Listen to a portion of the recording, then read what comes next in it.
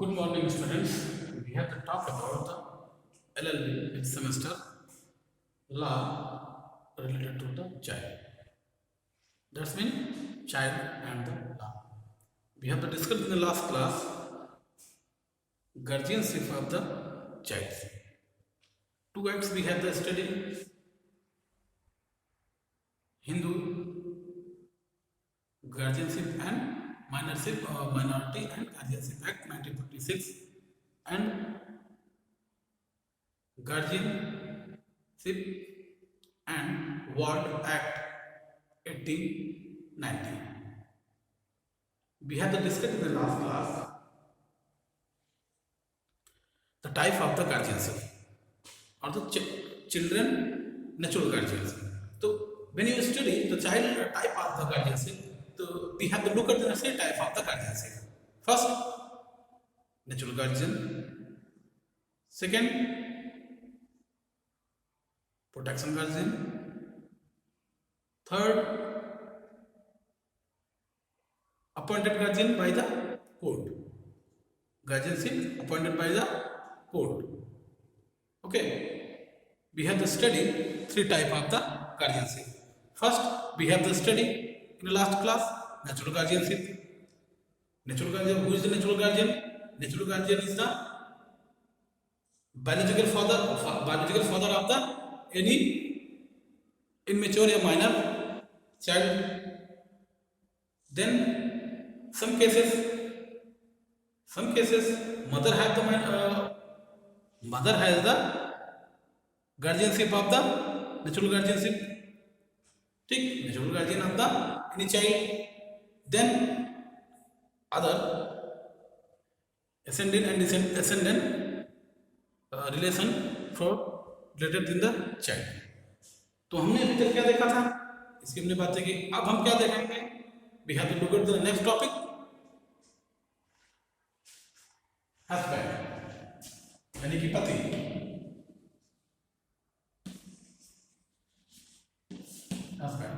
यानी कि पति. जब किसी महिला की शादी हो जाती है, शादी हो जाने के पहले उस महिला का गार्जियन नेचुरल गार्जियन कौन होता है? उसका पिता होता है. ठीक है. Before the marriage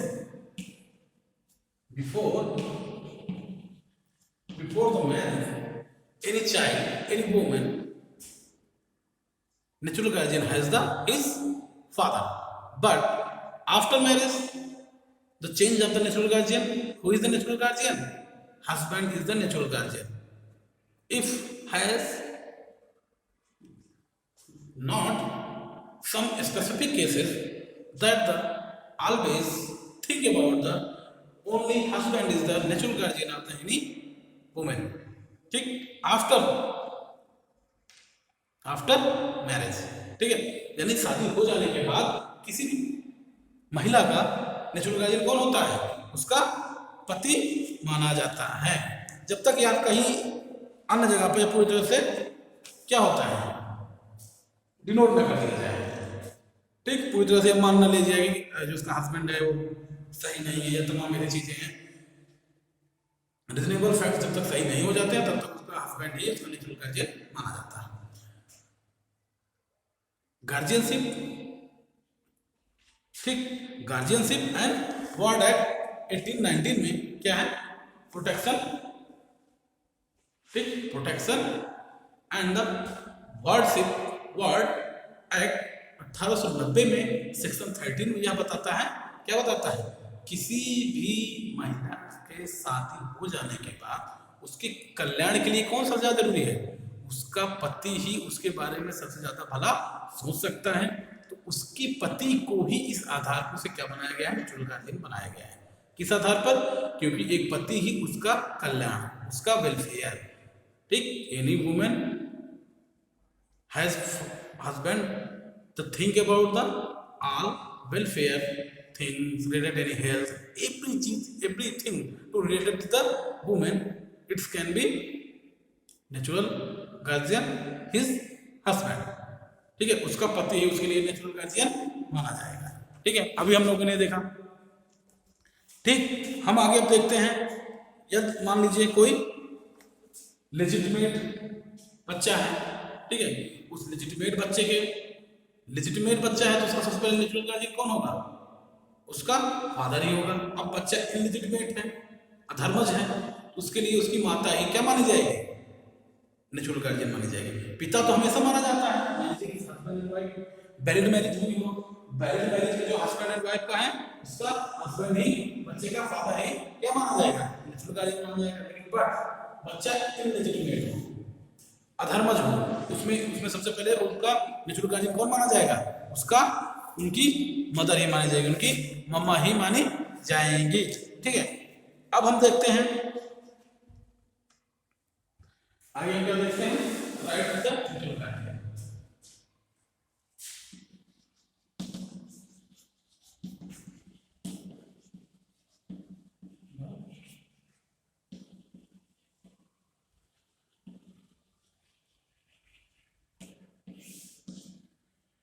right to the natural guardianship, ठीक, यानी कि क्या हो जाएगा? यानी कि किसके अधिकार? नैसर्गिक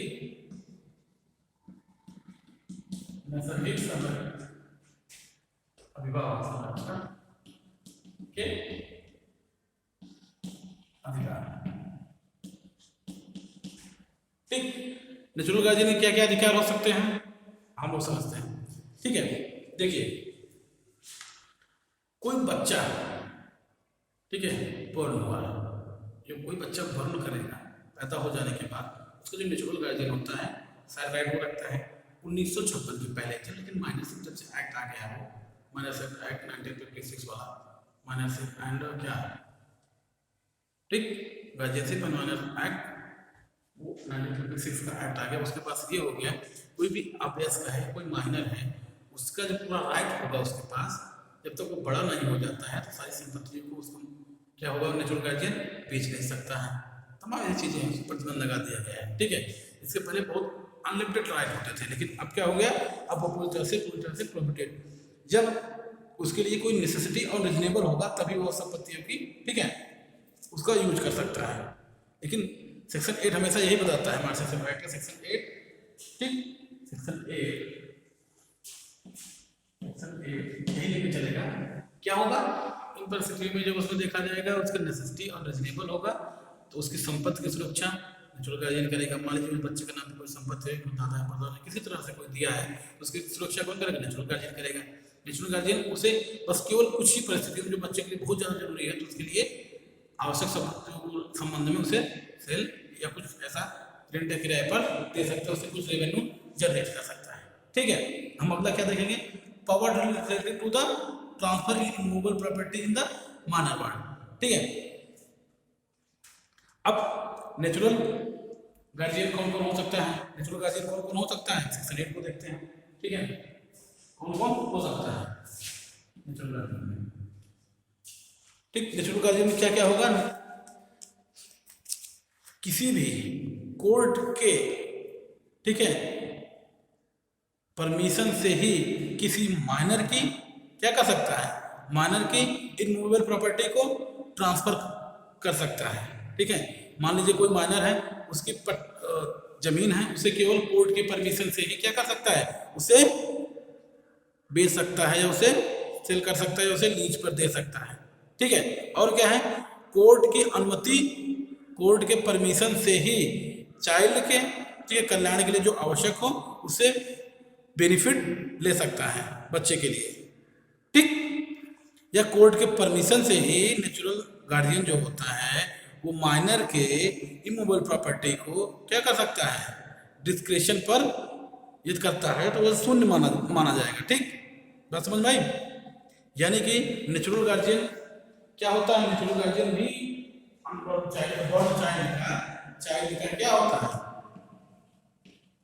चाइल्ड केवल संपत्तियों की सुरक्षा करता है, ठीक है, उनकी संपत्तियों की सुरक्षा करता है। और सुरक्षा करने के बाद जो जरूरी होता है उसको रीजनेबल और नेसेसिटी गुड्स को ले सकता है, उसका बेनिफिट ले सकता है, और गुड्स और बेनिफिट, कोई बेनिफिट प्राप्त कर सकता है। ठीक, हमने क्या देखा, कोई चाइल्ड कौन से बेनिफिट ले सकता है, क्या लगता है जो प्रॉपर्टी रखते हैं उस पर कौन सुरक्षा करेगा। ठीक है, हमने ये देखा। अब मान लीजिए कोई माइनर है, उसके पास एक मूवेबल प्रॉपर्टी है, ठीक है, तो उस पर वो एक प्रोहिबिशन लागू नहीं होता है। ठीक है, वह क्या रहेगा, वह नेचुरल गार्जियन, ठीक है, विधेयक, ठीक, मूवेबल प्रॉपर्टी पे नहीं है, इन मूवेबल प्रॉपर्टी पे वो सेल परचेस नहीं कर सकता, लेकिन मूवेबल प्रॉपर्टी पर वो कर सकता है। बात समझ में आई? अब हम देखते हैं, मान लीजिए कोई सेल या परचेस कर दिए गए जिसमें कोर्ट की परमिशन नहीं दिया गया है। ठीक है, अब हम देखते हैं तो उसमें क्या होगा। मान लीजिए कोई ऐसा माइनर के या क्या होता है, किसी माइनर के इमूवेबल प्रॉपर्टी को क्या कर दिया गया है, सेल या परचेस कर दिया गया है जिसमें कोर्ट की परमिशन नहीं ली गई है, तो इसमें हमें दो परिस्थितियां देखी जाएगी। सबसे पहले क्या होगा, यदि माइनर, ठीक है, अपने ट्रांसफर को रद्द कर देता है। ठीक है, जब माइनर उस अपने माइनर तो रद्द नहीं कर पाएगा, लेकिन क्या करेगा, यदि अवयस्क द्वारा जो ट्रांसफर है उसको रद्द कराया जाता है तो इनमूवेबल प्रॉपर्टी, क्या इनमूवेबल प्रॉपर्टी सेल के प्राप्त जो पैसा होगा उसे लौटा जाना आवश्यक होगा। ठीक, मान लीजिए परमिशन नहीं ली गई कोर्ट की परमिशन नहीं ली गई, कोर्ट की परमिशन नहीं ली गई, परमिशन नहीं ली गई, नॉट परमिटेड था, तब भी उसने सेल कर दिया है। ठीक है, उसकी प्रॉपर्टी को, लेकिन क्या करता है, चाइल्ड के बिहाफ पे कोई रिजेक्ट कर देता है, तो वो पैसा उसे पूरा लौटाना, ठीक, पैसा उसे पूरा लौटाना पड़ेगा। अगला क्या है, जब ट्रांसफर, ठीक है, रिवोक करने के बाद, ठीक है, कोई माइनर केस फाइल करता है रिवोक करने के लिए, तो ठीक है, तो ये क्या क्या किया जाएगा, सबसे पहले उस पर कब्जा किसका बना हुआ है, पोजीशन किसका है, ठीक है, पोजीशन जिसका होगा उस पर छुड़ा दिया जाएगा, पोजीशन दूसरे का होगा। ठीक, यदि पोजीशन की बात आती है, पोजीशन किसका होगा, यदि उसी का है, खुद का है तो ठीक है, तब तो कोई बात नहीं है, यदि दूसरे का है, अदर का है, उसे छुड़ा दिया जाएगा, छुड़ा दिया जाएगा। ठीक, ये बातें समझ में आई? यहां तक हो गए माइनर की बातें, माइनर की क्या क्या चीजें दी गई है। ठीक है, अब हम देखते हैं कि आगे वाली चीजें में क्या देखते हैं, किसे किसे, जिसे मान लीजिए कोई, अब एक होता है विल, किसे कहेंगे, विल गार्जियन। पहला कौन होता है, नेचुरल गार्जियन, दूसरा कौन होता है,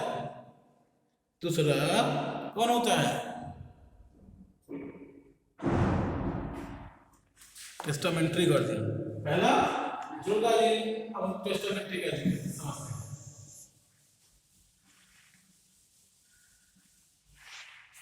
नेचुरल गार्जियन हो गया, टेस्टामेंट्री,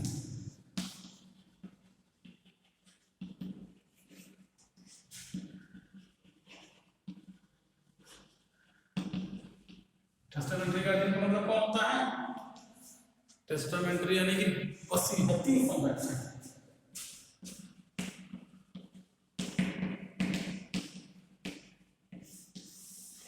वसीयती संरक्षक।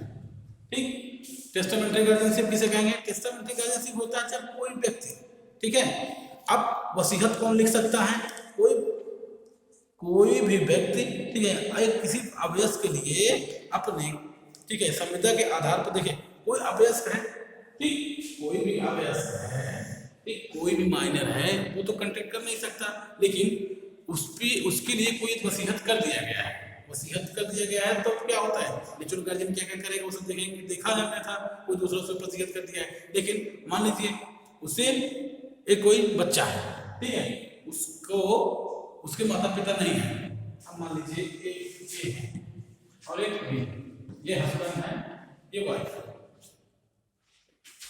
इसकी वसीयत है, जो भी वसीयत है, इस वसीयत में लिख दिया गया है कि जो भी जितनी भी चीजें हैं हमारे मर जाने के बाद मिस्टर सिंह उस वसीयत को संरक्षित करेंगे, उस संपत्ति को संरक्षित करेंगे, बड़ा हो जाने के बाद उन्हें सौंप दी जाएंगे। ये जो सी जो होंगे वो क्या होंगे, टेस्टामेंट्री गार्जियन माने जाएंगे। ठीक है, टेस्टामेंट्री गार्जियन से माने जाएंगे। अब ये Hindu minor on guardianship act 1956 के सेक्शन 9 में ये दोनों को दिया गया है। सेक्शन 9 में क्या किया गया है, टेस्टामेंट्री गार्जियन सेक्शन 9 में मदर और फादर और मदर दोनों के राइट दिए गए, टेस्टामेंट्री गार्जियनशिप अपॉइंट कर सकते हैं। ठीक है, अब कोई जरूरी थोड़ी होता है कि उसी दिन तक जिए रहेगा, कब तक रहेगा। ठीक है,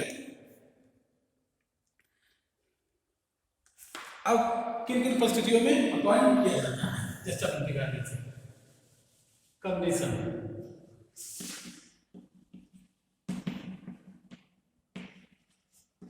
ठीक, टेस्टामेंट्री गार्जियनशिप हम कंडीशन समझते हैं। पहला कंडीशन क्या हो जाएगा, पहला कंडीशन हो जाएगा जब बच्चा पूरी तरह से क्या, बच्चे के लिए उनके माता पिता में से कोई पिता क्या कर लिया है, संन्यास ग्रहण कर लिया है या घर छोड़ के चला गया है।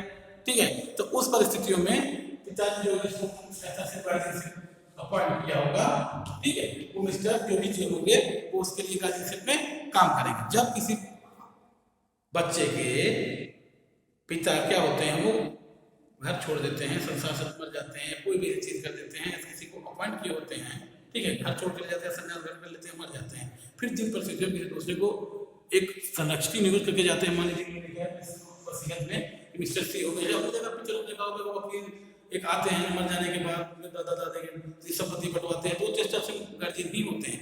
ऐसे ही माता पिता वो मर जाने के बाद, चले जाने के बाद टेस्टामेंट्री गार्जियनशिप ले सकते हैं। बात समझ में?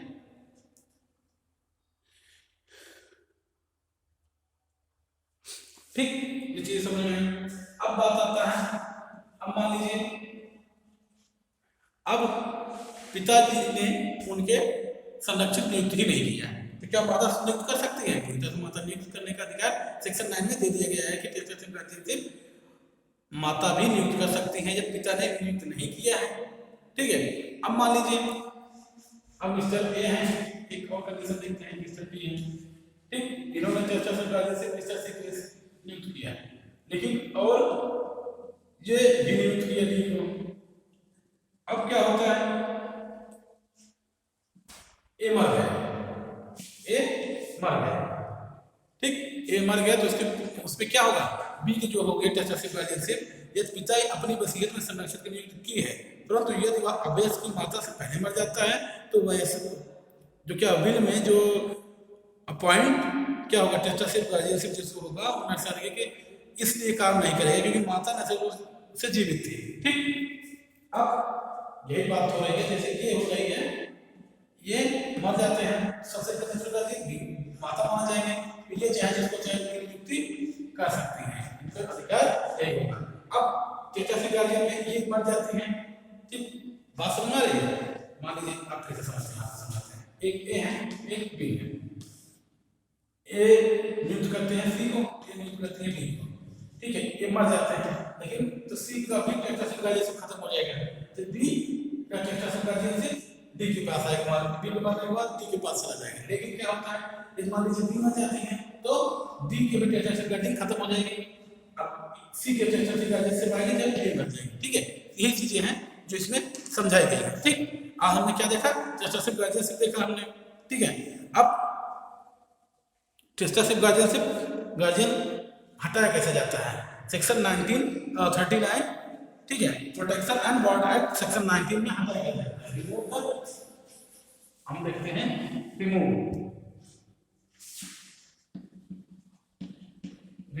ऑफ द टेस्टामेंट्री गार्जियनशिप किसमें है, सेक्शन 39, किसमें है, प्रोटेक्शन एंड बॉर्ड एक्ट